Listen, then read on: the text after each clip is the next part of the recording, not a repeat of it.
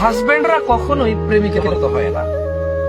একজন প্রেমিক সারাদিন বেকার থাকতে পারে, সারাদিন বেপরোয়া থাকতে পারে, তার উপর কারো জিম্মেদারি নাই, তার উপরে কারো দায়িত্ব নাই।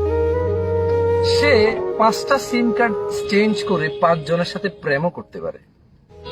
এ হচ্ছে একজন প্রেমিক। সে হাজারো মিথ্যা কথা বলতে পারে, কারণ তার প্রেমিকা তার কাছে থাকে না, তাকে অবজার্ভ করার মতো পরিস্থিতি তার প্রেমিকার কাছে থাকে। তাই সে প্রেমিকাকে নানাভাবে নানা রকম কথা বলে অবৈধ অন্যায় প্রস্তাব দিয়ে তাকে মাতিয়ে রাখতে পারে, ঘন্টার পর ঘন্টা, মাসের পর মাস, ইভেন বছর, যুগ পর্যন্ত পৌঁছে যায়। আমার বোনরা এটা বোঝা উচিত, প্রেমিক কখনো হাজবেন্ডের মতো হবে, হাজবেন্ড কখনো প্রেমিকের মতো হবে না। প্রেমিক সব সময় তার প্রেমিকাকে এজন্য কল করে কারণ সে জানে তার প্রেমিকার অন্য কোথাও তার প্রেমিকার বাবা মা বিয়ে দিয়ে দিতে পারে। গ্যারান্টি নেই যে এই মহিলার কাছে তার বিয়ে হবে বা এই মহিলাকে সে বিয়ে করতে পারবে, এই মেয়েকে, এটা কোনো গ্যারান্টি নেই।